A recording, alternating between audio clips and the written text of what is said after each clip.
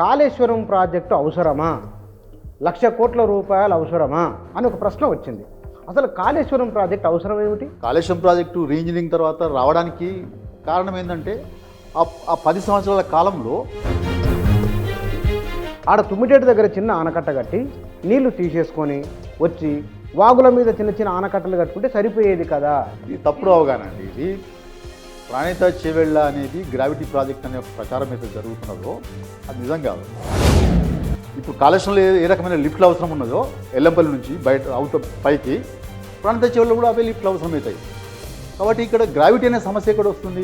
ఇది కూడా multi stage lift irrigation scheme. Medigadda లేదా కాళేశ్వరం ప్రాజెక్టు చెప్పడితే మేడిగడ్డ, అన్నారం, సుందిల్ల ఈ 3 ఇసుక పైన నిర్మాణం జరిగినాయి. వాళ్ళు ఇచ్చిన మ్యాపులు డ్రాయింగ్స్ పట్టించుకోకుండా ఒత్తిడితో చేసిన రాయి. బ్యారేజీలు ఎక్కడైనా కూడా దేశంలో ఇసుక మీదే కడతారు. ఇసుక మీద కట్టడం అనేది అసాధారణమైన విషయం కాదు. జియోలజికల్ ఇన్వెస్టిగేషన్ చేయకుండా ఏ స్ట్రక్చర్ ఏ ఇంజనీర్ కట్టాడు. అటువంటి పిచ్చి పని, అటువంటి తప్పుడు పని ఏ ఇంజనీర్ చేయడు. కాళేశ్వరం ప్రాజెక్టును అక్కడనే ఎందుకు కట్టినట్లు, అంత కిందికి వెళ్ళి ఎందుకు కట్టాల్సి వచ్చింది, 3 దశలుగా ఎందుకు ఎత్తిపోయాల్సి వచ్చింది, ఏమిటి రీజన్ ఏమిటి? కాళేశ్వరం కానీ లేదా అంతకుముందు ప్రాణిత చేవెళ్ళ ప్రాజెక్ట్ కానీ ఈ 75% డిపెండబుల్ ఈల్డ్ ఉన్న చోటనే ప్రాజెక్ట్ రూపకల్పన జరగాలి. ఆ డిపిఆర్ని పరిశీలన చేసిన తర్వాత ఈ పుస్తకం మీరు గతంలో రాని చాలా వ్యాసాలు నేను చదివి ఉన్నప్పటికీ ఈ పుస్తకం రాయాలనే ఆలోచన అసలు ఎందుకు వచ్చింది, కారణం ఏమిటి? బుచ్చన, ఈ పుస్తకం రాయడానికి నాకు వచ్చిన ప్రేరణ ఏంటంటే జనవరి 31 నాడు ఒక రౌండ్ టేబుల్ సమావేశం నీళ్లు నిజాలు అనే సబ్జెక్ట్ మీద జరిగింది సోమాజిగూడ ప్రెస్ క్లబ్లో. అందులో నేను కీలకోపన్యాసం చేశాను. అప్పటికే పీసీ ఘోష్ కమిషన్ ముందు విచారణ జరుగుతున్నది. ఆ విచారణలో చాలామంది కాళేశ్వరం విమర్శకులు, కాళేశ్వరం వ్యతిరేకులు ఆయన ముందర వాంగ్మూలం ఇవ్వడం జరిగింది. ఆ వాంగ్మూలం ఇచ్చిన తర్వాత మళ్ళీ వాళ్ళు బయటకు వచ్చి పత్రికలతో మాట్లాడడం, అదంతా ఒక చర్చ అప్పటి నుంచి జరుగుతూ వస్తున్నది. జనవరి 31 నాడు కీలకోపన్యాసం చేసిన తర్వాత చాలామంది మిత్రులు, ఆ ఉపన్యాసం విన్నవాళ్ళు, సార్ ఇవన్నీ బాగున్నాయి, మీరు ఇట్లా ఉపన్యాసం ఇచ్చిపోతే అవి గాలిలో కలిసిపోతాయి, మీరు అవన్నీ కూడా అక్షరబద్ధం చేయండి, పుస్తక రూపంలో తయారు చేసి ఇవ్వండి అని అడిగినప్పుడు నాకు కూడా బాగానే అనిపించి పుస్తకం రాయాలనుకున్నాను. అయితే ఈ పుస్తకానికంటే ముందు గతంలోనే మేము ఈ కాళేశ్వరం ప్రాజెక్ట్ విమర్శకులకు సంబంధించిన అన్ని అంశాల మీద గతంలో 2 పుస్తకాలు ప్రచురించి ఉన్నాం మేము. అప్పుడు తెలంగాణ జేసీ వాళ్ళు వేసిన 2 పుస్తకాలకి అవి సమాధానాలుగా వచ్చి ఉన్నాయి. ఒకటి తెలంగాణ విశ్రాంత ఇంజనీర్లు, రిటైర్డ్ ఇంజనీర్స్ అసోసియేషన్ వాళ్ళు కాళేశ్వరం ప్రాజెక్టు తెలంగాణ జీవనాడి అనే పేరు మీద ఒక పుస్తకం, చాలామంది రచయితలు దాంట్లో ఇంజనీర్లతో పాటు బయట వాళ్ళు కూడా దాంట్లో రచనలు చేశారు. నేను కూడా దాంట్లో 2-3 వ్యాసాలు రాశాను. అది దాంట్లో చాలా మట్టుకు ఆనాటికి ఈ కాళేశ్వరం ప్రాజెక్టు విమర్శకులు చేసిన వాటికి దాంట్లో సమాధానాలు ఇచ్చే ప్రయత్నం చేశాం. తర్వాత 2వ పుస్తకంగా నేను స్వయంగా రాసిన ఒక పుస్తకం వచ్చింది, కాళేశ్వరం ప్రాజెక్టు తెలంగాణ ప్రగతి రథం అనే పుస్తకాన్ని. అప్పుడు ఒక సంవత్సరం తర్వాత నేను మళ్ళీ రాశాను. దాంట్లో కూడా చాలా మట్టుకు విమర్శల్ని వివరించే ప్రయత్నం చేశాను. ఆ తర్వాత ఈ పుస్తకం యొక్క అవసరం ఎందుకు వచ్చిందంటే మళ్ళా ఆ చర్చ అంతా రివైవ్ కావడం మొదలైంది. పీసీ ఘోష్ కమిషన్ ఏర్పాటైన తర్వాత, లేదా ఈ మేడిగడ్డ కుంగుబాటు తర్వాత, మేడిగడ్డ పిల్లర్ల కుంగుబాటు తర్వాత విమర్శల పర్వం మళ్ళా మొదలైంది. పీసీ ఘోష్ కమిషన్ తర్వాత ఎన్డీఎస్ఏ ఇవన్నీ రావడంతో చర్చ ముమ్మరమైంది. సో దాంట్లో చాలా మట్టుకు వక్రీకరణలు కూడా చోటు చేసుకుంటున్న పరిస్థితి కనబడ్డది. సో వాటికి సమాధానంగా పుస్తకం రాయడానికి నేను ఈ పుస్తకంలో ఉన్న ఒక ప్రధాన, పుస్తకంలో చాలా ఉన్నప్పటికీ ఒక ఆసక్తి కలిగించే అంశం నేను గమనించింది. కాళేశ్వరం ప్రాజెక్టు అవసరమా, 1,00,00,000 రూపాయలు అవసరమా అని ఒక ప్రశ్న వచ్చింది. అసలు కాళేశ్వరం ప్రాజెక్ట్ అవసరం ఏమిటి? నిజానికి ఇది కొత్త ప్రాజెక్ట్ ఏం కాదు. గత కాంగ్రెస్ ప్రభుత్వం అంటే జలయజ్ఞంలో ప్రారంభించినటువంటి ప్రాణహిత చేవెళ్ళ సుజల స్రవంతి అనే ప్రాజెక్టు కొనసాగింపు మాత్రమే. ఇది కొత్తదేం కాదు. దీంట్లో కొత్త అంశం ఎక్కడ ఉందంటే మేడిగడ్డ దగ్గర నుంచి ఎల్లంపల్లి వరకు ఏదైతే లింక్ 1 ఉందో, అంటే మేడిగడ్డ 3 బ్యారేజ్లు, దానికి అనుబంధ పంప్ హౌజులు, ఈ 3 మాత్రమే మన కొత్త అంశాలు. ఎల్లంపల్లి నుంచి మిగతాదంతా కూడా ప్రాణహిత చేవెళ్లలో ఉన్నటువంటి పాత ప్రపోజల్స్ మాత్రమే. ఆ అలైన్మెంట్లో ఏ రకమైన మార్పు జరగలేదు. మార్పు జరిగిందంతా కూడా మేడిగడ్డ దగ్గర బ్యారేజ్ కట్టడము, దాని తర్వాత పైన అన్నారం దగ్గర సుందిళ్ళ దగ్గర బ్యారేజ్ కట్టడం, వాటికి అనుబంధ పంప్ హౌజులు పెట్టడం ఇది కొత్తవి. అంతకుముందున్న ప్రాణిత చెరువులలో ఉన్న ప్రపోజల్స్ ఏంటివి? తుమ్మిడియట్ అనే ప్రదేశం వద్ద, అంటే అది వైన్గంగా తర్వాత వార్ధ, ఈ రెండు నదులకు సంగమ ప్రాంతం అది. ఆ సంగమ ప్రాంతం వద్ద మనకు బ్యారేజ్ కట్టి అక్కడి నుంచి ఒక కాలువ తవ్వి ఎల్లంపల్లికి నీళ్ళు తీసుకురావడం, ఎల్లంపల్లి నుంచి ఇప్పుడున్న కాళేశ్వరం ఉన్న ప్రపోజల్ ద్వారానే నీళ్ళు పైకి తీసుకుపోవడం అనేది ఒక అంశం. చేవేళ్ల దాకా పైకి తీసుకుపోవడం అనేది ఒక అంశం. దాంట్లో 16 లక్షల ఎకరాలు సాగునీరు అందించాలి, హైదరాబాద్కు తాగునీరు అందించాలి, ఎన్రూట్ విలేజ్కి తాగునీరు అందించాలనే ప్రపోజల్స్ కూడా ఉన్నాయి. అయితే ఇక్కడ మనం ఈ 10 సంవత్సరాలు అంటే 2004 నుంచి 2010 వరకు 2014 వరకు కాంగ్రెస్ ప్రభుత్వం ఉన్నప్పుడు ఈ మేడిగడ్డ బ్యారేజ్, తుమ్మిడిహట్టి బ్యారేజ్ కట్టలేకపోవడం కారణం ఏందనేది మనం ఆలోచించాలి. ఇప్పుడు నిజానికి వల్ల కాళేశ్వరం ప్రాజెక్టు రీఇంజనీరింగ్ తర్వాత రావడానికి కారణం ఏంటంటే ఆ 10 సంవత్సరాల కాలంలో వాళ్ళు ఏదైతే బ్యారేజ్ హెడ్ వర్క్స్ ఎక్కడైతే ఉన్నాయో ఆ హెడ్ వర్క్స్లో మనం పురోగతి సాధించలేకపోయినాం. కారణం ఏంది? అక్కడ 152 మీటర్ల ఎఫ్ఆర్ఎల్ తోటి వాళ్ళు ప్రపోజల్స్ అక్కడ పెట్టారు. దానివల్ల చాలా ఒక 3,500 ఎకరాల మహారాష్ట్ర భూభాగంలో ముంపు కారణంగా అక్కడ మహారాష్ట్ర ప్రభుత్వం మొదటి నుంచి వ్యతిరేకత వస్తున్నది. నిజానికి అక్కడ ఒప్పందం కూడా జరగలేదు. మహారాష్ట్రతో ఒప్పందం జరగకుండానే 152 మీటర్ల ఎఫ్ఆర్ఎల్ని ఫిక్సప్ చేసుకొని ఆ తర్వాత కాలువలు తవ్వడము, దాని డిజైన్స్ అంటే ఫుల్ రిజర్వాయర్ లెవెల్, ఎఫ్ఆర్ఎల్ అంటే ఫుల్ రిజర్వాయర్ లెవెల్. ఆ ఫుల్ రిజర్వాయర్ లెవెల్ మనం ఫిక్సప్ చేసుకునే ముందు మొదట మహారాష్ట్రతోటి వాళ్ళు ఒప్పందం చేసుకోవాల్సి ఉండే, కానీ అది ఏది జరగలే. ఏకపక్షంగానే ఇవన్నీ ఈ కంట్రోల్ లెవెల్స్ అన్నీ కూడా ఫిక్సప్ చేసుకొని కాలువలు తవ్వుకుంటూ చేవేళ్ల దాకా ప్రాజెక్ట్ పనులు మొదలుపెట్టారు. 2007లో టెండర్లు పిలిచి 2008లో ప్రాజెక్ట్ పనులన్నీ గ్రౌండ్ అయినాయి. కానీ యాక్చువల్గా మనకి ఎక్కడైతే నీళ్లు తీసుకోవాల్సిన బ్యారేజ్ ఉందో ఆ బ్యారేజ్ పనులు మాత్రం చేయలేకపోయారు. ఎందుకు చేయలేకపోయారంటే మహారాష్ట్రతో మనకు ఒప్పందం జరగలేదు. ఆ కాన్ఫరెన్స్ పాయింట్లో మనకు ఎడం వైపు మహారాష్ట్ర ఉంటుంది, కుడివైపు మనం ఉంటాం, తెలంగాణ ఉంటుంది. అయితే ఎడం వైపు ఉన్న మహారాష్ట్రతో ఒప్పందం జరగకుండా, వాళ్ళ అనుమతి లేకుండా తుమ్మిడిహట్టి బ్యారేజ్ అనే నిర్మాణం సాధ్యమే కాదు. ఒకటి, వాళ్ళు ఎన్ని ప్రయత్నాలు చేసినా కూడా వాళ్ళు ఒప్పుకునే అవకాశం లేకుండే. వాళ్ళు 10 ఏళ్ల పాటు అధికారంలో ఉన్నారు. ఎక్కడ మూడు జాగాలలో కేంద్రంలో కాంగ్రెస్ ప్రభుత్వమే ఉన్నది, మహారాష్ట్రలో కాంగ్రెస్ ప్రభుత్వం ఉంది, ఆంధ్రప్రదేశ్లో కూడా కాంగ్రెస్ ప్రభుత్వం ఉంది. ఇంతటి అనుకూలమైన వాతావరణంలో కూడా, ఇంతటి అనుకూలమైన కాలంలో కూడా మహారాష్ట్రాన్ని ఒప్పించలేకపోయారు. వాళ్ళు ఒప్పించలేకపోయారు కాబట్టే మనకు తుమ్మిడిహట్టి బ్యారేజ్ అనేది నిర్మాణం కాలేదు. సో ఇట్లా 2014లో మనకు తెలంగాణ వచ్చింది. తెలంగాణ వచ్చిన తర్వాత టీఆర్ఎస్ ప్రభుత్వం కేసీఆర్ నాయకత్వంలో ఏర్పాటైంది.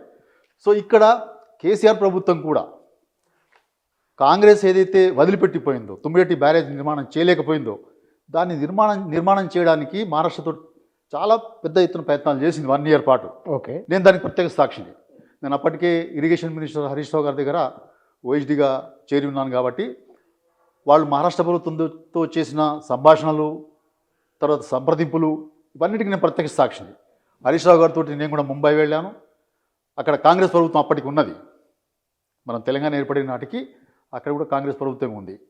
అక్కడ ఇరిగేషన్ మినిస్టర్ ముష్రిఫ్ అని ఒక ఇరిగేషన్ మినిస్టర్ ఉండేవాడు. ఆయనతో కూడా సంప్రదింపులు జరిగినప్పుడు ఆయన అన్నాడు, కొద్ది రోజులనే వాళ్ళకి అక్కడ మహారాష్ట్రలో ఎన్నికలు జరగబోతున్నాయి కాబట్టి ఎన్నికల సందర్భంగా మేము మీకు ఏ రకమైన హామీ ఇవ్వలేము. ఎన్నికలైన తర్వాత వచ్చే ప్రభుత్వం మాదైనా ఇంకెవరిదైనా వచ్చే ప్రభుత్వంతో మీరు సంప్రదింపులు చేయండి, అప్పుడు ఈ విషయానికి ఏమైనా పరిష్కారం వస్తుంది కావచ్చు. ఎన్నికల ముందు మేము ఏ రకమైన హామీ మీకు ఇవ్వలేము అని చెప్పాడు. సో అట్లా ఎన్నికలు అయిన తర్వాత అక్కడ బీజేపీ ప్రభుత్వం దేవేంద్ర ఫడ్నవీస్ నాయకత్వంలో ఏర్పడింది. ఆయనతో కూడా సంప్రదింపులు జరిపాం. అక్కడ గిరీష్ మహాజన్ అని కొత్త ఇరిగేషన్ మినిస్టర్ వచ్చాడు. గిరీష్ మహాజన్తో కూడా హరీష్ రావు గారు 2 దఫాలుగా ముంబై వెళ్ళాడు, నాగ్పూర్ వెళ్ళాడు. వెళ్ళి అతనితో సంప్రదింపులు జరిపి ఈ తుమ్మిడిహట్టి బ్యారేజ్ నిర్మాణానికి 152 మీటర్ల ఎఫ్ఆర్ఎల్ తోటే అనుమతి ఇవ్వమని చెప్పి ఎంత ప్రాధేయపడినా కూడా వాళ్ళు ఒప్పుకోలేదు. ఆఖరికి 2015 ఫిబ్రవరి 17వ తేదీ నాడు, ఆ రోజు ముఖ్యమంత్రి కేసీఆర్ గారి బర్త్డేని వదిలిపెట్టి, ఆయన సెలబ్రేషన్స్ అన్ని వదిలిపెట్టి మహారాష్ట్ర వచ్చి అక్కడ ముఖ్యమంత్రితోటి సంప్రదింపులు చేసే ప్రయత్నం చేశాడు. అక్కడ ఆనాడు మన తెలంగాణ బిడ్డ విద్యాసాగర్ రావు గారు మహారాష్ట్ర గవర్నర్గా ఉన్నాడు. ఆయన గవర్నర్ ఇంట్లోనే రాజ్భవన్లోనే ఈ చర్చలు జరిగినాయి. ఆయన రాజ్భవన్లో జరిగిన చర్చల్లో గవర్నర్ ముందర నేను స్పష్టంగా ఫడ్నవీస్ గారు చెప్పింది ఏంటంటే, నేను ఈ ప్రాజెక్టు వ్యతిరేకంగా ఉద్యమించిన వాడిని. ఆయన విదర్భ ప్రాంతానికి చెందినవాడు ఫడ్నవీస్. నేను ఈ ప్రాజెక్టు వ్యతిరేకంగా ఉద్యమించిన వాడిని, జైలుకు వెళ్ళిన వాడిని. మీ కాంగ్రెస్ ఉన్నప్పుడే, కాంగ్రెస్ ప్రభుత్వం ఉన్నప్పుడే వాళ్ళు అనుమతి ఇవ్వలేకపోయినారు. నేను ఉద్యమించిన వాడిని, ఆ ముంపుకు వ్యతిరేకంగా పోరాటం చేసిన వాడిని. నేను అనుమతించే ప్రశ్నే లేదు. మీరు ఎఫ్ఆర్ఎల్ తగ్గించుకోండి, 148 మీటర్ల ఎఫ్ఆర్ఎల్ తోటి మీరు కట్టుకోండి. మీ అవార్డు ప్రకారం, గోదావరి అవార్డు ప్రకారం మీకు ఎంత హక్కు ఉందో అంత హక్కుతో మీరు నీళ్ళు తీసుకోవడానికి మాకు అభ్యంతరం లేదు అని స్పష్టంగా గవర్నర్ ముందనే చెప్పాడు ఆయన.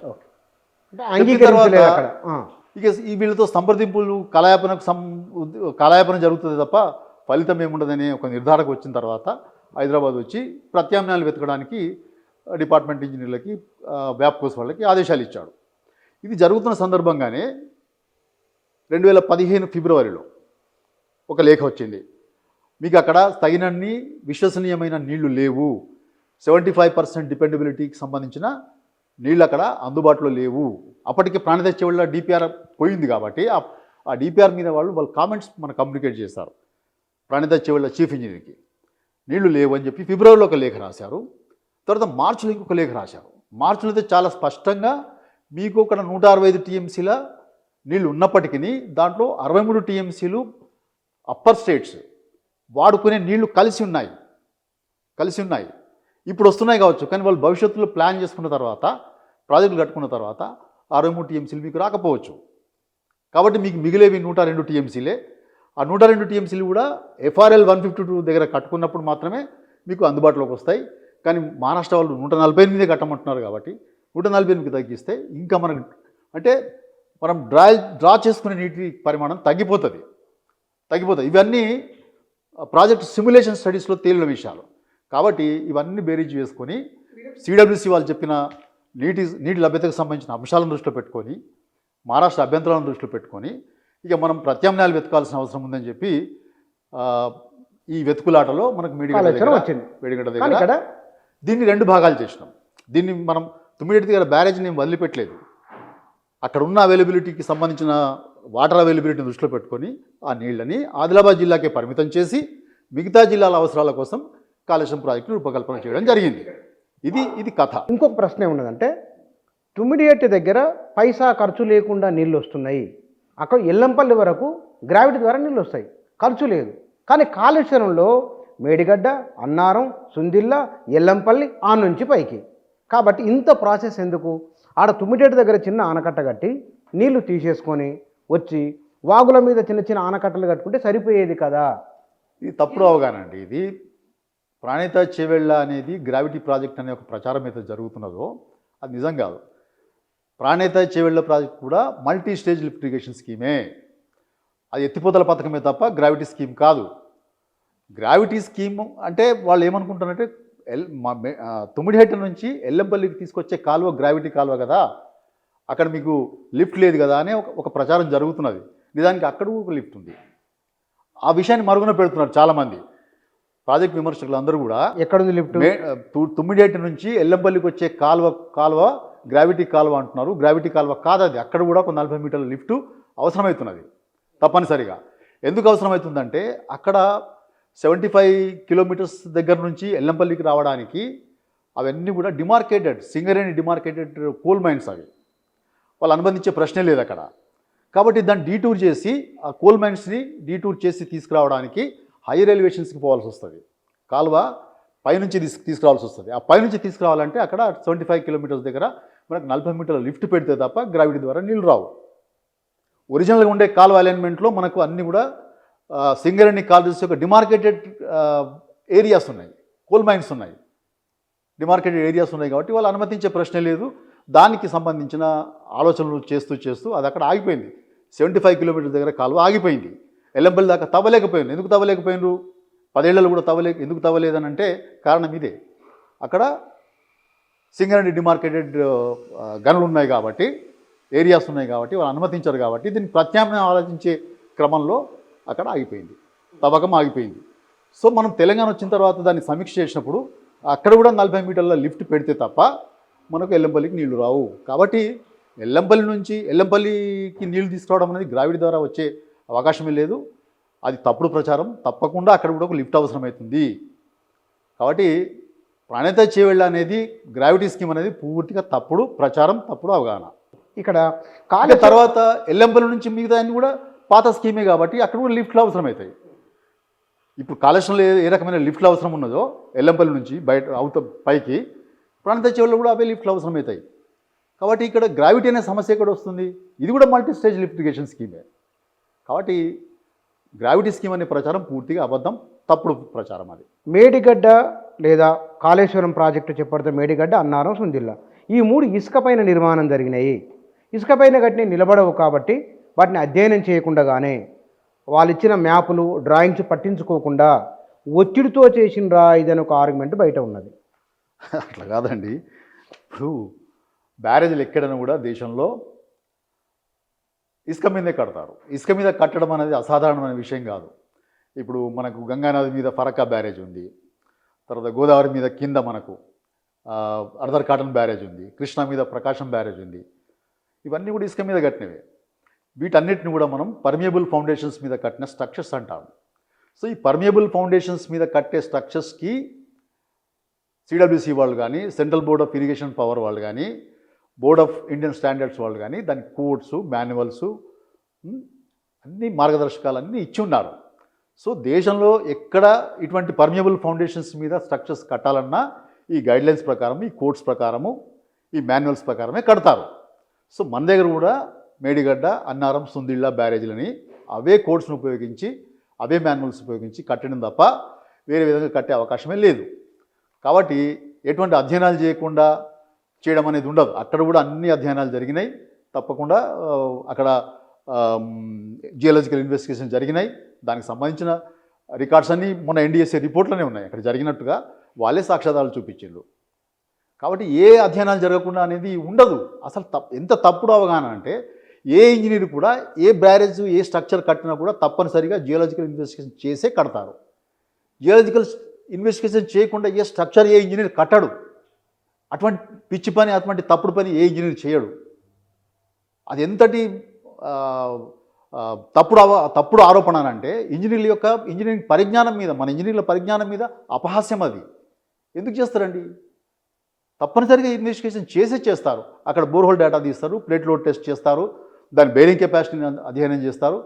దాని ఆధారంగానే ఈ కోడ్స్ని బేస్ చేసుకొని, ఇప్పుడు నేను చెప్పిన కోడ్స్ అన్ని బేస్ చేసుకొని ఆ పర్మియబుల్ ఫౌండేషన్స్ మీద డిజైన్లు చేస్తారు. ఎంత రాఫ్ట్ థిక్నెస్ ఉండాలి, ఎంత కట్ ఆఫ్ డెప్త్కి పోవాలి అనేది డిజైన్ చేస్తారు.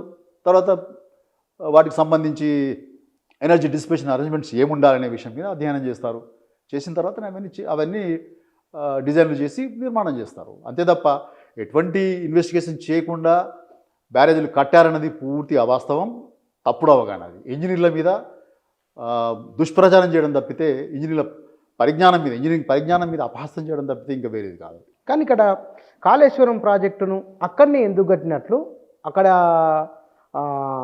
ప్రాణహిత డౌన్ స్ట్రీమ్లో కట్టింది. అది పైన మనకు అన్ని నీళ్లు లభ్యమవుతున్నప్పుడు, వాగులు వంకల నుంచి వచ్చినప్పుడు అంత కిందికి వెళ్ళి ఎందుకు కట్టాల్సి వచ్చింది?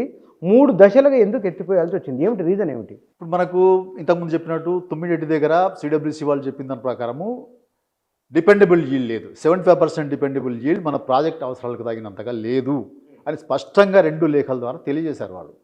దీంట్లో అనుమానమే అవసరం లేదు. కావాలనుకుంటే ఆ లేఖలు మనం బహిరంగంగానే అందరి దగ్గర ఉన్నాయి. మొన్న కూడా చాలా సందర్భాల్లో అసెంబ్లీలో అక్కడిక్కడ కూడా హరీష్ రావు గారు ఆ లేఖలు పారాగ్రాఫ్స్ చదివి వినిపిస్తూనే ఉన్నాడు. కాబట్టి 75% డిపెండబిలిటీ మీదనే ఏ ప్రాజెక్ట్ అయినా రూపకల్పన జరుగుతుంది. ఫ్లడ్ వాటర్ మీద ఏ ప్రాజెక్ట్ రూపకల్పన చేయరు ఎక్కడ కూడా. కాళేశ్వరం కానీ లేదా అంతకుముందు ప్రాణహిత చేవెళ్ళ ప్రాజెక్ట్ కానీ ఈ 75% డిపెండబుల్ యీల్డ్ ఉన్న చోటనే ప్రాజెక్ట్ రూపకల్పన జరగాలి. మనం డిపిఆర్ రూపకల్పన చేసినప్పుడు అక్కడ 275 టీఎంసీల అవైలబిలిటీ ఉంటుందని చెప్పి మన వాళ్ళు లెక్కలు కట్టి డిపిఆర్ పంపించారు. ఆ డిపిఆర్ని పరిశీలన చేసిన తర్వాత అంత లేదు నాయన, అక్కడ మనకంటే ఎక్కువ వాళ్ళకి డేటా ఉంటుంది. ఎందుకంటే పైన రాష్ట్రాలు వాడుకునే డేటా మన దగ్గర ఉండకపోవచ్చు, కానీ వాళ్ళు నేషనల్ వైడ్ ఆర్గనైజేషన్ కాబట్టి అన్ని రాష్ట్రాలకు సంబంధించిన డేటా వాళ్ళ దగ్గర ఉంటుంది. మన దగ్గర కంటే వాళ్ళ విశ్లేషణ టూల్స్ ఎక్కువ. కాబట్టి మన డిపిఆర్ని చాలాసార్లు విభేదిస్తారు. కాబట్టి మనం ఏదైతే లెక్క కట్టినామో 275 టీఎంసీల అవైలబిలిటీ ఉంటుందని చెప్పి మన లెక్కలు ఉండేవుతున్నాయో వాటిని డిస్ప్యూట్ చేశారు వాళ్ళు. 275 ఉండవు, అక్కడ ఉన్నది 165 టీఎంసీలే.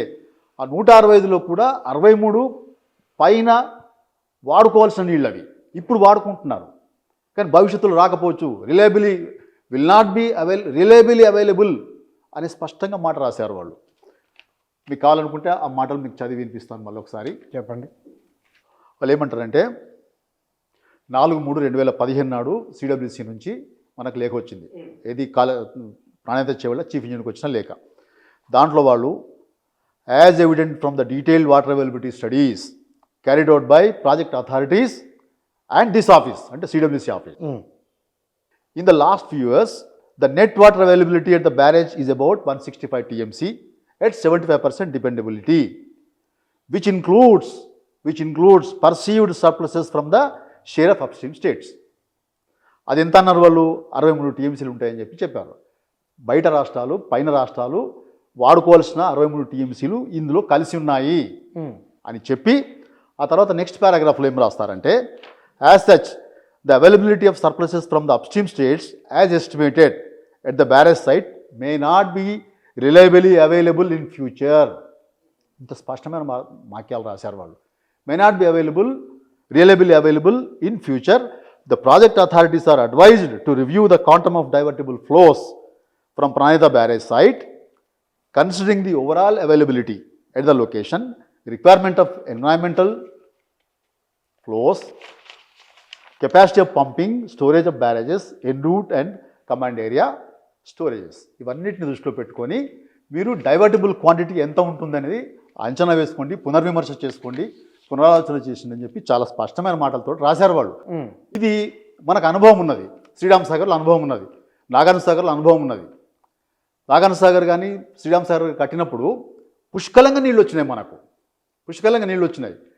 ఎప్పుడైతే అప్పర్ స్టేట్స్, ముఖ్యంగా గోదావరి నది మీద అటు కర్ణాటక, మహారాష్ట్ర పెద్ద ఎత్తున బ్యారేజ్లు, డ్యాములు కట్టుకున్న తర్వాత మనకు శ్రీరామ్ సాగర్లోకి వాటర్ ఫ్లోస్, ఇన్ఫ్లోస్ చాలా మటుకు తగ్గిపోయినాయి కదా. 4 ఏళ్లలో 3 సంవత్సరాలు మనకి నీళ్ళే రాని పరిస్థితి వచ్చింది కదా. అట్లనే నాగార్జున సాగర్లో కర్ణాటక వాళ్ళు డ్యాములు కట్టక ముందు ఫుల్ ఫ్లెజ్డ్గా నీళ్ళు వచ్చినాయి మనకి. వాళ్ళు బ్యారేజీలు కట్టుకున్న తర్వాత, డ్యాములు కట్టుకున్న తర్వాత ఆగస్టు దాకా నాగార్జున సాగర్ నీళ్ళు వచ్చే పరిస్థితి లేని స్థితి వచ్చింది కదా. అంటే భవిష్యత్తులో మనకు నీటి సంక్షోభం రాబోతున్నది, మీకు అవైలబుల్ ఉండవు అనే విషయాన్ని వాళ్ళు ఇప్పుడు మనకు చెప్పిన తర్వాత మన గత అనుభవాలను దృష్టిలో పెట్టుకొని నాగార్జున సాగర్లో, శ్రీరామ్ సాగర్లో మనకున్న అనుభవాలను దృష్టిలో పెట్టుకొని రివ్యూ చేసుకునే తప్పేమున్నది? కానీ మనం కొన్ని వేల కోట్ల రూపాయలు ఇన్వెస్ట్మెంట్ చేస్తున్నప్పుడు ప్రాజెక్ట్ యొక్క సాఫల్యత కూడా మనకు ముఖ్యమవుతుంది కదా. భవిష్యత్తులో నీటి అవైలబిలిటీ అనేది సమస్య కాకూడదు కదా. అంటే దాని గురించి రివ్యూ చేయడం జరిగింది, ఇంజనీరింగ్ చేయడం జరిగింది. తుమ్మిడేటి దగ్గర నీళ్లు లేవు, అక్కడ సమస్యలు ఉన్నాయి, అక్కడ ప్రభుత్వం ఒప్పుకోలేదు, ఒక అంశం. రెండోది కింద పోతే నీళ్లు ఉన్నాయి కాబట్టి అక్కడ 2084 టీఎంసీల 75% డిపెండబుల్ ఈల్డ్ ఉందని చెప్పి మనకు అంటే ఇన్ని జాగ్రత్తలు తీసుకున్న తర్వాత ఇంత ముందు జాగ్రత్తగా అన్ని పకడ్బందీ చెప్తారని. మరి కాళేశ్వరం ఎందుకు కుంగిందని అంటే ఇప్పుడు ఇవన్నీ పర్మియబుల్ ఫౌండేషన్స్ మీద కట్టిన స్ట్రక్చర్స్, ఇంతకుముందు చెప్పిన ఇసుక మీద కట్టిన స్ట్రక్చర్స్. కాబట్టి ఇటువంటి స్ట్రక్చర్స్లో మనకు సర్వసాధారణంగా ఇసుక జారిపోవడం అనే సందర్భాలు ఎదురవుతాయి. మన దగ్గరనే కాదు, అంతకుముందు దుర్గాపూర్ బ్యారేజ్లు, తర్వాత ఫరక్కా బ్యారేజ్లు, ప్రకాశం బ్యారేజ్లు, గోదావరి బ్యారేజ్లు మనకు సమస్యలు వచ్చినాయి. ఇవి పర్మియబుల్ ఫౌండేషన్స్ మీద కట్టినవి కాబట్టి. ఇంకో విషయం మనం గమనించవలసిన విషయం ఏంటంటే, ప్రాజెక్టు 2019లో కమిషనింగ్ అయింది, మొదటిసారి నీళ్ళు నింపినాం. 2019 నుంచి 2020లో, 2021లో, 2022లో, 2023లో 4 వరుస వరదలు, బ్రహ్మాండమైన వరదలు వచ్చినాయి. 2022లో వచ్చిన వరద 500 years రిటర్న్ ఫ్లడ్. అది అంటే 500 సంవత్సరాలకు ఒకసారి వచ్చే ఫ్లడ్. అది అంటే 1986లో గోదావరిలోకి వచ్చిన ఫ్లడే అత్యధికం. దాన్ని ఆధారంగా చేసుకొని మనం ప్రాజెక్టులు డిజైన్ చేయడం అనేది జరుగుతున్నది. కానీ 2022లో వచ్చిన ఫ్లడ్ అనేది దానికంటే మించింది. అంటే 500 years రిటర్న్ ఫ్లడ్ మనకు 2022లో తటస్థపడ్డది. అంతకుముందు 2 ఏళ్ళు మనకు భారీ ఫ్లడ్స్ వచ్చినాయి, 2023లో ఫ్లడ్స్ వచ్చినాయి. ఈ 4 ఫ్లడ్స్ని తట్టుకొని బ్యారేజ్ నిలబడ్డాయి, ఎక్కడ కూలిపోలే. కుంగుబాటు ఒక పిల్లర్లో జరిగిన మాట వాస్తవమే. బ్లాక్ 7లో 8 బ్లాక్స్ ఉన్న మేడిగడ్డ బ్యారేజ్లో 7వ బ్లాక్లో ఒక పిల్లర్ కుంగింది. ఆ కుంగినందువల్ల దాని పక్కన ఉన్న 2 పిల్లర్స్ కూడా ఎఫెక్ట్ అయ్యి అవి కూడా కొద్దిపాటి కుంగుబాటు గురైనాయి. కానీ మిగతా 7 బ్లాక్స్లో ఎక్కడ కూడా మనకు స్ట్రక్చరల్ డిస్ట్రెస్ అనేది లేదు. కాబట్టి అటువంటి సంఘటన సర్వసాధారణంగా జరుగుతుంది. ఒక ఇసుక జారిపోయి ఉంటుంది, దాని కింద హాలు ప్రదేశం ఏర్పడి ఉంటుంది. కాబట్టి దాన్ని దృష్టిలో పెట్టుకొని మొత్తం బ్యారేజ్ అంతా కూడా కన్స్ట్రక్షన్ లోపాలు జరిగినాయి, క్వాలిటీ లోపాలు జరిగినాయి, కొత్త డిజైన్ లోపాలు జరిగినాయి అనేది ఆరోపణ చేస్తున్నారు కదా. ఆరోపణ చేస్తే మరి మొన్న కుంగుబాటు జరిగిన తర్వాత కూడా 2024లో కూడా మనకు 15 లక్షల ఫ్లడ్ అక్కడి నుంచి మరి మేడిగడ్డ నుంచి పాస్ అయింది కదా. మరి అప్పుడు ఏం కుంగుబాటు మిగతా స్ట్రక్చర్స్కి మిగతా బ్లాక్లో కూడా ఏం ప్రమాదాలు జరగలే కదా. అంటే గోదావరి నదే అది పటిష్టంగా ఉన్న బ్యారేజ్ అని చెప్పి నిరూపించింది. కుంగుబాటు జరిగిన నెక్స్ట్ ఇయర్ 2024లో 15 లక్షల క్యూసెక్ల వరదని మేడిగడ్డ బ్యారేజ్ సురక్షితంగా కిందికి పంపించింది. సో ప్రకృతి గోదావరి నదే అది పటిష్టమైన బ్యారేజ్, అక్కడ ఏం ప్రమాదాలు జరిగే అవకాశం లేదని చెప్పి తేల్చి చెప్పింది. అయినా కూడా మన ఎన్డీఎస్ఏ పరిశోధనలు చేయండి అని చెప్పింది. మిగతా బ్లాకుల్లో కూడా మరి రాఫ్ట్ ఫౌండేషన్స్ కింద ఏమైనా సొరంగాలు ఉన్నాయా, బుంగలు ఉన్నాయా, లేకపోతే కట్ ఆఫ్ షీట్ పైల్స్ మన సీకెంట్ పైల్స్ దగ్గర రంధ్రాలు ఉన్నాయా, ఇవి ఇన్వెస్టిగేషన్ చేయమన్నారు. చేయాల్సిందే, చేయనియండి. ఎందుకంటే మనం ముందు జాగ్రత్త పడాల్సి ఉంటుంది కాబట్టి దానికి ఎవరి పట్ల అభ్యంతరం ఏం లేదు. కానీ ఈ మొత్తం ఈ ఒక పిల్లర్ కుంగుబాటును దృష్టిలో పెట్టుకొని మొత్తం బ్యారేజీలు మొత్తం 3 బ్యారేజీలు కూడా క్వాలిటీ పరమైన లోపాలతోటి, కన్స్ట్రక్షన్ పరమైన లోపాలతోటి, డిజైన్ లోపాలతోటి ఉన్నాయని ఏదైతే ఆరోపణలు చేస్తున్నారో అది వాస్తవం కాదని చెప్పి గోదావరి నది నిరూపించింది కదా. 2024లో 15 లక్షల క్యూసెక్లని మేడిగడ్డ బ్యారేజ్ పంపించింది కదా కిందికి, ఎటువంటి ప్రమాదాలు జరగకుండా. కానీ మీరు ఇట్లా చెప్తున్నారు. ఒక 3-4 రోజుల కింద ఎన్డీఎస్ఏ రిపోర్టు బయటకు వచ్చి దాని మీడియాలో అసలు ఆ రిపోర్ట్లో ఏమున్నది? నేషనల్ డ్యామ్ సేఫ్టీ అథారిటీ వాళ్ళు చెప్పింది ఏమిటి? ఆ రిపోర్ట్లో పేర్కొన్న అంశాలు ఏమిటి? అదే నేషనల్ డ్యామ్ సేఫ్టీ అథారిటీ కూడా ఇప్పుడు కొత్తగా ఏం చెప్పలే వాళ్ళు. గతంలో 2024 మేలో ఏదైతే వాళ్ళు ఇంటరిమ్ రిపోర్ట్ ఇచ్చిండో పార్లమెంట్ ఎన్నికలకు ముందు, ఆ రిపోర్ట్లో అంతకుముందు మార్చి 2023లో ఏది సంఘటన జరిగిన 3-4 రోజులకు ఏదైతే రిపోర్ట్ ఇచ్చిండో అందులో చెప్పిన విషయాలే ఇంటరిమ్ రిపోర్ట్లో ఉన్నాయి. ఇంటరిమ్ రిపోర్ట్లో ఉన్న విషయాలే ఇప్పుడు మొన్న ఇచ్చిన ఫైనల్ రిపోర్ట్లో ఉన్నాయి. అందులో అంతా కూడా ఏం చెప్తున్నారు వాళ్ళు? ఇదే ఊహాగానాలు. ఇసుక జారిపోయింది, తర్వాత సీకెండ్ పైల్స్లో సరిగా కన్స్ట్రక్షన్ జాయింట్స్ని సరిగా చేయకపోవడం వల్ల రంధ్రాలు ఏర్పడి అందులోంచి పైపింగ్ యాక్షన్ జరిగింది, ఎనర్జీ డిసిపేషన్ అరేంజ్మెంట్ సరిగా లేవు అనే విషయాలు చెప్తూ మిగతా బ్లాక్స్లో కూడా ఉండొచ్చు, రాఫ్ట్ కింద బుంగలు ఏర్పడి ఉండొచ్చు, కట్ ఆఫ్ వాల్కి రంధ్రాలు ఏర్పడి ఉండొచ్చు, వీటిని పరిశోధన చేయాలి. ఇప్పుడు ఇవి పర్మియబుల్ ఫౌండేషన్స్ మీద కట్టిన బ్యారేజీలు కాబట్టి ప్రమాదాలు జరిగే అవకాశం ఉంటుంది, తప్పనిసరిగా ఉంటుంది. 4 వరుస ఫ్లడ్ని ఎదుర్కొన్న బ్యారేజ్ కాబట్టి అటువంటి ప్రమాదం ఒక బ్లాక్లో జరిగింది. మిగతా బ్లాక్లో ఎక్కడేం జరగలే కదా. రెక్టిఫై చేస్తారు. ఎక్కడైనా కూడా పర్మియబుల్ ఫౌండేషన్లో జరిగే ప్రమాదాలని రెక్టిఫై చేసుకున్నారు, వాటిని పునరుద్ధరణ చేసుకున్నారు, మళ్ళీ వినియోగంలో పెట్టారు. ఇప్పుడు కూడా అదే జరుగుతుంది. ఎన్డీఎస్సీ చెప్పింది, మనకు దాని పట్ల అభ్యంతరం ఏం లేదు. పరిశోధనలు జరగనియండి. పరిశోధనలు జరిగిన తర్వాత పునరుద్ధరణ తొందరగా జరగాలి. పునరుద్ధరణ జరిగిన తర్వాత వినియోగంలోకి రావాలన్నది ప్రజలందరి కోరిక, మా ఇంజనీర్లందరి కోరిక కూడా అదే. ఇంకొక చర్చ జరుగుతున్నది కాళేశ్వరం పైన. నదీ ప్రవాహంలో నదికి అడ్డంగా కట్టగట్టుకొని రిజర్వాయర్ డ్యాము నిర్మాణం చేసుకుంటారు.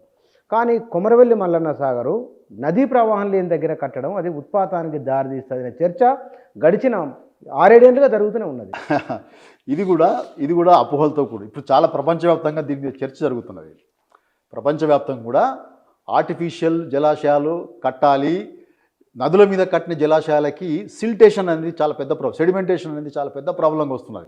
మన దగ్గరనే కాదు, ప్రపంచవ్యాప్తంగా జలాశయాలన్నీ కూడా ఈ సిల్టేషన్ ప్రాబ్లంని, ఎందుకంటే డీగ్రేడేషన్, అడవుల నరికివేత అనేది చాలా తీవ్రమైన సమస్య వచ్చింది కాబట్టి అడవులు నరికివేసినందువల్ల టాప్ సాయిల్ అంతా ప్రవాహంతో ఆ వరదలతోటి కొట్టుకొచ్చి డ్యాముల దగ్గర ఆగిపోయి డ్యాములు బట్ కెపాసిటీ తగ్గిపోతున్నది. మన అనుభవంలో చూస్తే నిజాం సాగర్ దాని కెపాసిటీ 15 టీఎంసీలకు తగ్గిపోయింది.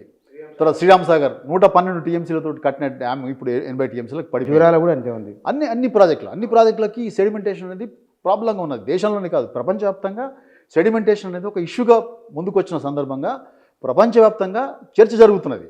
ఈ చర్చ నాకెట్లా తెలుసు అంటే, మేము ఇండోనేషియా బాలి ద్వీపంలో జరిగినటువంటి ఇంటర్నేషనల్ కాన్ఫరెన్స్లో మేము పాల్గొన్నాం. నాకు మిషన్ కాకతీయ మీద ప్రజెంటేషన్కి అవకాశం వస్తే నిన్న ప్రజెంటేషన్ ఇవ్వడానికి వెళ్ళాను. తర్వాత మిగతా ఇంజనీర్లు కూడా, మన ప్రాజెక్టుల ఇంజనీర్లు కూడా మనతో పాటు వచ్చారు. వాళ్ళు ప్రజెంటేషన్స్ ఇచ్చారు. ఆ ప్రజెంటేషన్స్ తర్వాత అక్కడ చర్చలు మేము విన్నాం. ఆర్టిఫిషియల్ జలాశయాలకి ప్రాధాన్యత ఇవ్వాలి ప్రభుత్వాలు. ఈ సెడిమెంటేషన్ ప్రాబ్లంకి ఆర్టిఫిషియల్ జలాశయాలు కట్టడమే సరైన పరిష్కారం అని చెప్పి ఒక చర్చ అక్కడ జరుగుతున్నది ఇంటర్నేషనల్ లెవెల్లో. సరే, ఆ చర్చకు అనుగుణంగా మన దగ్గర కూడా ఇక్కడ ఆర్టిఫిషియల్ జలాశయాలు అవసరమైనవి. ఎందుకంటే ఇది ఎత్తిపోతల పథకం కాబట్టి ఎత్తిపోతల పథకాలు తప్పనిసరిగా మనకు రిజర్వాయర్ కెపాసిటీలు ఉంటే తప్ప పనిచేయవు. ఇది మనం చెప్పింది కాదు, సిడబ్ల్యూసీనే చెప్పింది. ప్రాణేత చెవిళ్ళ డిపిఆర్ మీద కామెంట్ చేస్తూ మీరు మీ ప్రపోజల్లో 160 టీఎంసీల డైవర్షన్ ప్రపోజ్ చేసిండ్రు. తుమ్మిడేటి నుంచి ఎత్తిపోసే నీళ్లు 160 టీఎంసీలు డైవర్షన్కి మనం ప్రపోజ్ చేసిన నీళ్లు. ఆ 160 టీఎంసీలు ఎత్తిపోసిన తర్వాత వాటిని ఎక్కడ పెడతారు మీరు? వాటిని స్టోర్ చేసుకోవడానికి జలాశయాల సామర్థ్యం ఎక్కడుంది? మీరు 16 టీఎంసీలే మీరు పెట్టింది. కాబట్టి దీన్ని కూడా రివ్యూ చేసుకోండి అని చెప్పి చాలా స్పష్టమైన మాటలతో చెప్పిన వాళ్ళు. దానికి సంబంధించి కూడా మీకు నేను చెప్తాను. దాని వాళ్ళు రాసిన మాటలు ఏంటో. స్టోరేజ్ కెపాసిటీ కూడా సిడబ్ల్యూసీ మనకు దానికి సంబంధించి మరి ఇవన్నీ అంటే ఇవన్నీ వాళ్ళు అధ్యయనం చేయకుండా మాట్లాడుతున్నారా చెప్పేవాళ్ళు? అర్థం మరి మీరు ప్రతిదానికి ఎవిడెన్స్ అని చెప్తున్నారు. దీంట్లో ఇప్పుడు మనకు రాసిన లేఖలో వాళ్ళు ఏమంటారంటే there are 23. ఇది ఎప్పుడు రాసిందంటే ఇది 2008లో రాసిన లేఖ. ఇది 2008లోనే ఉమ్మడి రాష్ట్రంలో. అంటే ఫీజిబిలిటీ రిపోర్ట్ పంపిస్తారు. ఫస్ట్ డిపిఆర్ కంటే ముందు సాధ్యాసాధ్యాల నివేదిక అనేది ఫీజిబిలిటీ రిపోర్ట్ పంపించిన తర్వాత వాళ్ళు దాన్ని ఓకే చేసి yes you can now submit detail project report అని చెప్పి వాళ్ళు మనకు చెప్తే అప్పుడు డిపిఆర్ వెళ్తారు. సో 2008లో ఫీజిబిలిటీ రిపోర్ట్ పంపించారు. ఫీజిబిలిటీ రిపోర్ట్ పంపించినప్పుడు వాళ్ళు దాని మీద ఏం కామెంట్ చేసిందంటే రిజర్వాయర్ల కెపాసిటీకి సంబంధించి there are 23 major online reservoirs and 1096 minor tanks within the command and the vicinity of the project. Besides these tanks, there is a requirement of artificial reservoirs also for creating within and around the project area, either by increasing the capacity of existing reservoirs, tanks, or creating additional new tanks. అని చాలా స్పష్టంగా, అంటే నువ్వు divert చేసే క్వాంటిటీకి నీ రిజర్వాయర్ల కెపాసిటీకి పొంతన లేదు. నిజానికి 1:1.4 ఉండాలి. రూల్స్ ప్రకారం, మన అధ్యయనాల ప్రకారం, మన మార్గదర్శకాల ప్రకారము మనం డైవర్ట్ చేసే నీళ్ళకి మన రిజర్వాయర్ కెపాసిటీకి రేషియో ఎంత ఉండాలంటే 1:1.4 or 1:1.5 ఉండాలి. కానీ ఇక్కడ ప్రాణేత చెవులలో అది 1:10 ఉంది. దీన్ని దృష్టిలో పెట్టుకొని రీఇంజనీరింగ్లో ప్రాజెక్ట్ సైట్ని మార్చడంతో పాటు, విభజన చేయడంతో పాటు మనం రిజర్వాయర్ల కెపాసిటీ కూడా పెంచుకున్నాం. 16 టీఎంసీలు ప్రాణేత చెవులలో ఉంటే దీంట్లో 141 టీఎంసీ రిజర్వాయర్ కెపాసిటీని మనం పెంచుకున్నాం.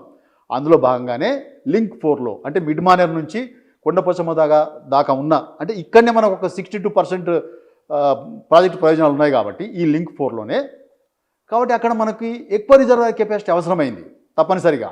కాబట్టి మనకు అన్నపూర్ణలో 3.5 టీఎంసీ రిజర్వాయర్ మనం ఏర్పాటు చేసుకున్నాం. రంగనాయక సాగర్లో 3 టీఎంసీ, మల్లన్న సాగర్లో 50 టీఎంసీ, కొండపోచమ్మలో 15 టీఎంసీ ఏర్పాటు చేసుకున్నాం.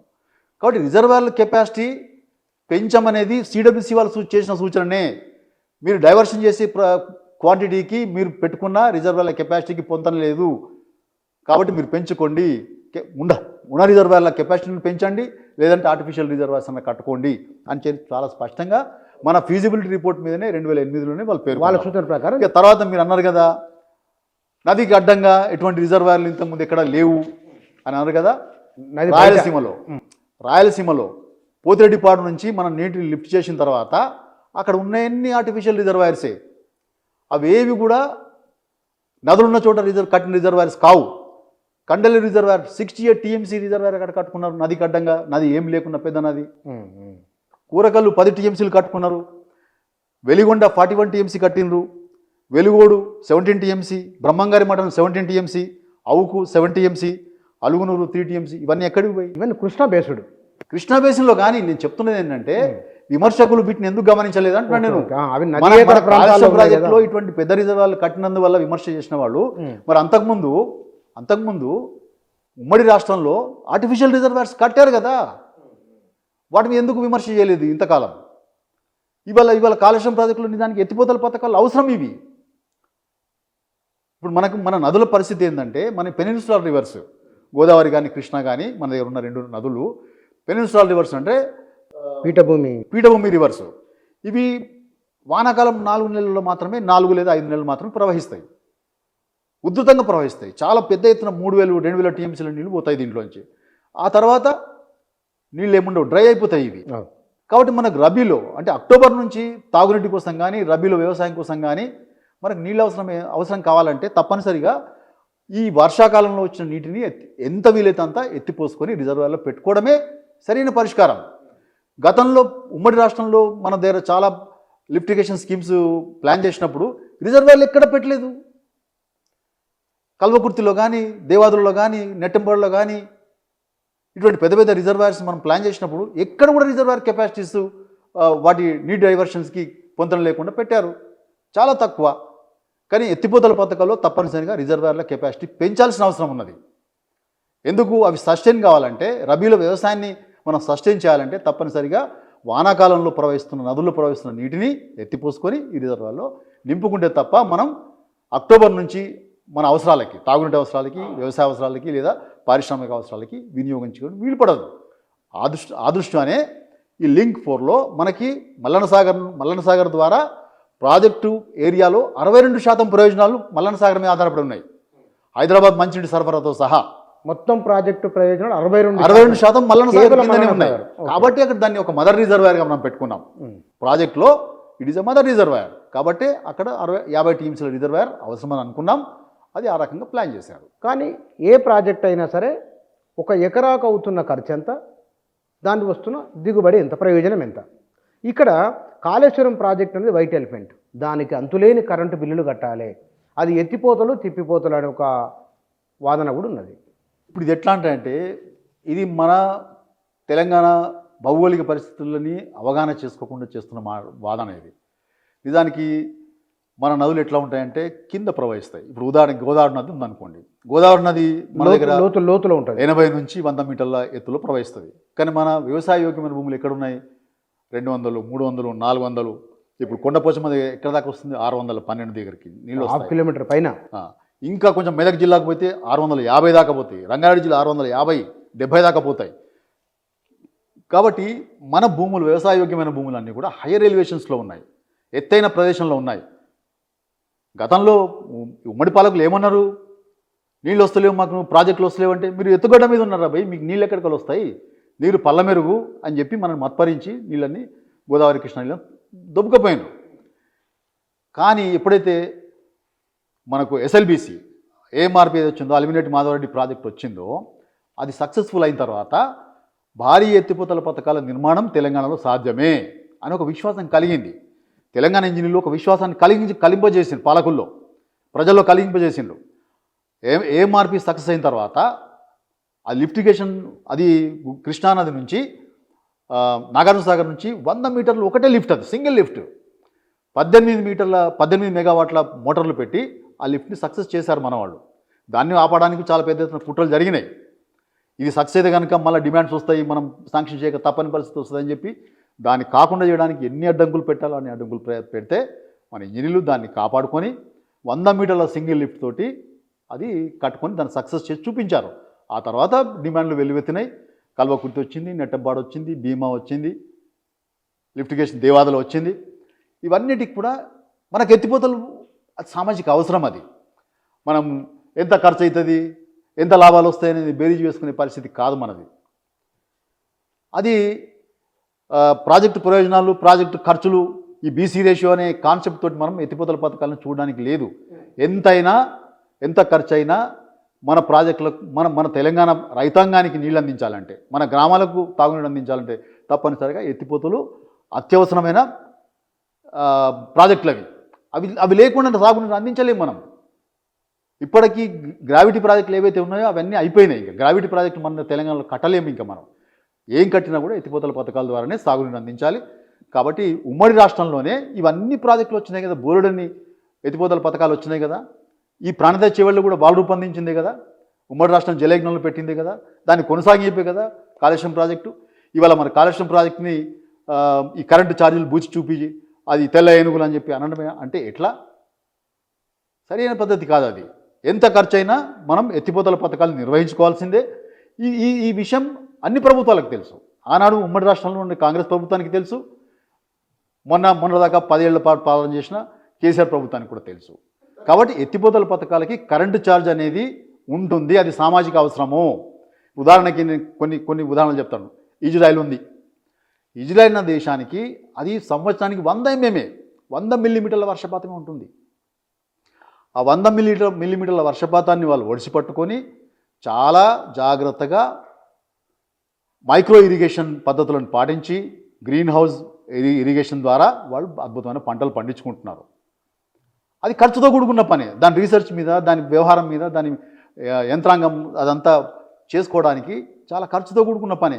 కానీ అది ఖర్చుతో కూడుకున్న పని అని చెప్పి వాళ్ళు వదిలిపెట్టరు కదా. It is there social responsibility. చేయాల్సిందే. గల్ఫ్ దేశాలకి మంచినీరు తయారు చేయాలి. వాళ్ళు డీసాలినేషన్ మీద మిలియన్ల డాలర్లు ఖర్చు పెడుతున్నారు. ఎందుకు ఖర్చు పెడతారు? మంచినీళ్ళు దొరకవు అక్కడ, ఎడారి ప్రాంతం కాబట్టి. సముద్రపు నీళ్ళని శుద్ధి చేసుకొని వాళ్ళు మంచినీళ్ళు తయారు చేసుకోవాల్సింది. అది సామాజిక అవసరం. అది ఖర్చులు ప్రయోజనాలు అనే BC benefits and cost ratio అనే కాన్సెప్ట్ తోటి వాటిని పరిశీలించడం కుదరదు. అట్లనే తెలంగాణ ఎత్తిపోతల పథకాలు కూడా మన ఖర్చులు ప్రయోజనాలనే దృష్టికోణంతో చూడడం అనేది శుద్ధ అసందర్భం. అట్లా చేస్తున్నారంటే వాళ్ళు వలస పాలకులు చేస్తున్న పనే చేస్తున్నట్టు. మీరు ఎత్తుగడ్డ మీద ఉన్నారు, మీకు నీళ్లు రావని వాళ్ళు అన్నారు కదా, మీకు ఖర్చులు ఎక్కువ, ఎత్తిపోతల పథకాలతో ఖర్చులు ఎక్కువ, మీకు నీళ్లు అవి వయబుల్ కావు, ఎకనామికల్ వయబుల్ కావు అని చెప్పి చెప్తున్నా వీళ్ళు అందరూ ఒకటే. తెలంగాణకి రైతాంగానికి నీళ్ళు అందించే ఉద్దేశం ఉన్న వాళ్ళు కారు వాళ్ళు. కానీ సార్ ఇక్కడ ఒక అర్థమైంది, మీ ఇంట్రెస్ట్ అర్థమైంది. గోదావరి నది పైన ఎందుకు అంత కాన్సన్ట్రేషన్ ఉన్నది, అంత ఖర్చు పెట్టాల్సి వస్తుంది, ఏమిటి రీజన్? ఎక్కువ ప్రాజెక్టులు గోదావరి మీదనే ఉన్నాయి. అవును, గోదావరిలో మనకి నీటి కేటాయింపులు ఎక్కువ ఉన్నాయి కృష్ణా కంటే. కృష్ణాలో మనకి ఉమ్మడి రాష్ట్రం ఆంధ్రప్రదేశ్ తోటి మనకి పంచాయతీ ఉన్నది కాబట్టి అక్కడ 811 ఆంధ్రప్రదేశ్కి కేటాయించినందువల్ల ఆ నీటిని మనం మన అవసరాలకు అనుగుణంగా చేర్చుకోవాలంటే అది మళ్ళీ ట్రిబ్యునల్ ద్వారా జరగాల్సిన పని అది. కాబట్టి కృష్ణాలో మనము ఉమ్మడి రాష్ట్రంలో వరద ఆధారంగా అంటే వరద ఫ్లడ్ బేస్డ్ ప్రాజెక్టుని రూపకల్పన చేసుకుంటాం. ఇప్పుడు ఏఎంఆర్పి కానీ, నెట్టెంపాడు కానీ, భీమాకు నిగర జలాలు ఉన్నాయి, కల్వకుర్తి కానీ, ఇవన్నీ కూడా వరద జలాల ఆధారంగా రూపకల్పన చేసిన ప్రాజెక్టులు అవి. అప్పుడు కృష్ణా ట్రిబ్యునల్లో టేలెంట్ స్టేట్గా కృష్ణా టేలెంట్ స్టేట్గా వరద జలాలు ఏవైనా అదన జలాలు ఏమున్నా కూడా ఆంధ్రప్రదేశ్ వాడుకోవచ్చు అనే ఒక కాన్సెప్ట్ ఉంది కాబట్టి దాన్ని బేస్ చేసుకొని ఈ ప్రాజెక్ట్ రూపకల్పన చేశారు. కానీ గోదావరిలో మనకి 1486 టీఎంసీల నీటి అంచనాలో మనకు ఉమ్మడి రాష్ట్రమే మన ప్రాజెక్టులకి వివిధ జీవోల ద్వారా ఆర్డర్స్ ద్వారా 968 టీఎంసీలు కేటాయించి ఉన్నది. మన ప్రాజెక్టుల కేటాయింపులు ఉన్నాయి. ఇది నేను చెప్పడం కాదు, ఆంధ్రప్రదేశ్ ప్రభుత్వమే అసెంబ్లీలో మన డ్రాఫ్ట్ బిల్ వచ్చిన సందర్భంగా ఎమ్మెల్యేలకు సప్లై చేసిన డాక్యుమెంట్లోనే ఈ 968 టీఎంసీలు తెలంగాణ ప్రాజెక్టుల కేటాయింపులు ఉన్నాయని చెప్పి వాళ్ళు పేర్కొన్నారు. కాబట్టి 968 టీఎంసీల నీటి కేటాయింపులు ఉన్న చోట మనం వినియోగం ఎంత ఉంది పోయి తెలంగాణ వచ్చిన నాటికి 200 టీఎంసీలకు మించి లేదు. రీఇంజనీర్ రీడిజైన్ ఇందులో భాగం అనుకోవచ్చా? రెండు ఒకటే. రీడిజైన్ రీఇంజనీరింగ్ అనేది అవి పర్యాయ పదాలే, అవి వేరు అర్థం ఏం కాదు. కాబట్టి 200 టీఎంసీల వినియోగం ఉన్నదాన్ని మనం 968 టీఎంసీలకు పెంచుకోవాల్సిన అవసరం ఉంది. కాబట్టి గోదావరి మీద ఎక్కువ కాన్సన్ట్రేట్ చేయాల్సిన అవసరం వచ్చింది. కృష్ణా మీద మనకు ఆ వెసులుబాటు లేదు. కృష్ణా మీద పెండింగ్ ప్రాజెక్టులు పూర్తి చేసేందుకు అన్ని రకాల శ్రద్ధలు పెట్టింది. కల్వకుర్తి, నెట్టెంపాడు, భీమా, కోయిల్ సాగర్ అవన్నీ పూర్తి చేసుకున్నాం కదా, వరద జలాల ప్రాజెక్టులు అవి. కానీ ఉమ్మడి రాష్ట్రం వదిలిపెట్టిన పెండింగ్ ప్రాజెక్టులని మనం రన్నింగ్ ప్రాజెక్టులుగా మార్చుకున్నాం, నీటిని ఇవ్వగలిగినాం. కానీ గోదావరి మీద మనకు నిగర జలాల కేటాయింపులు ఉన్నాయి, కానీ ప్రాజెక్టులు లేవు, కాగితాల మీద ఉన్నాయి అవి. కాబట్టి వాటిని వినియోగించుకోవడానికి మనం ఎక్కువ శ్రద్ధ పెట్టవలసి వచ్చింది, ఎక్కువ ఇన్వెస్ట్మెంట్ చేయవలసి వచ్చింది. అది గోదావరి మీద మనకున్న అడ్వాంటేజ్. కాబట్టి right sir, thank you sir.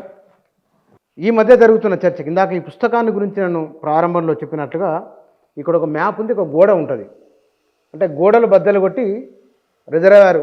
ఇక్కడ ఒక చిన్న విషయం, నేను ఆ ముఖ చిత్రాన్ని రూపొందించడానికి నాకున్న కాన్సెప్ట్ ఏంటంటే, ఇప్పటిదాకా కాళేశ్వరం ప్రాజెక్ట్ మీద గత 10 ఏళ్లుగా అనేక వక్రీకరణలు, ఒక అడ్డుగోడ, ఒక మాయాజాలం క్రియేట్ చేసి పెట్టిండ్రు. వాస్తవాలు అందకుండా మన ప్రజలకి కాళేశ్వరం ప్రాజెక్టు మధ్యలో ఒక అడ్డుగోడ క్రియేట్ చేసి పెట్టింది కాబట్టి వాస్తవాలు అందలేదు. కాబట్టి ఇవాళ అడ్డుగోడను కూల్చి తొలగించి మనం ప్రాజెక్ట్ యొక్క నిజాలు ఏంటో తెలియజేయాల్సిన ఉద్దేశంతోనే నేను ఆ ప్రాజెక్టుకు సంబంధించిన ఆ ముఖ చిత్రం అట్లా రూపొందించాను. ఇప్పుడు ఈ పుస్తకం ద్వారా నేను ఏవైతే నెరేటివ్స్ తెలంగాణ విమర్శకులు, తెలంగాణ బిడ్డలే వాళ్ళు అంత మనవాళ్లే, మరి ఎందుకు ఆ ప్రాజెక్ట్ మీద అంత కష్టం మనకు తెలియదు, కానీ వాళ్ళు ప్రచారం చేసిన నెరేటివ్స్ గత 10 ఏళ్లుగా తొలినాళ్ళ నుంచి అసలు ప్రాజెక్టు రూపకల్పన దశ నుంచే విమర్శలు మొదలైనాయి. రూపకల్పన దశ నుంచే కన్స్ట్రక్షన్ జరుగుతున్నప్పుడు మళ్ళీ విమర్శలు, పుస్తకాలు, ప్రచురణలు, తర్వాత ప్రాజెక్ట్ పూర్తయిన తర్వాత మళ్ళీ కమిషన్ ముందర అవే రకమైన వాదనలు, ఇవన్నీ దృష్టిలో పెట్టుకొని ఆ నెరేటివ్స్ని పూర్వపక్షం చేద్దామనే ఉద్దేశంతో నేను పుస్తకం రాయడం జరిగింది. ఆ అడ్డుగోడ ఏదైతే ఉందో ప్రజలకి, నిజాలకి, అబద్ధాలకి ఏదైతే అడ్డుగోడ ఉందో ఆ అడ్డుగోడ తొలగించి నిజాలు బయట పెట్టాలనే ఉద్దేశంతో ఆ ముఖ చిత్రం రూపకల్పన చేశాను. Right sir, thank you sir. Thank you.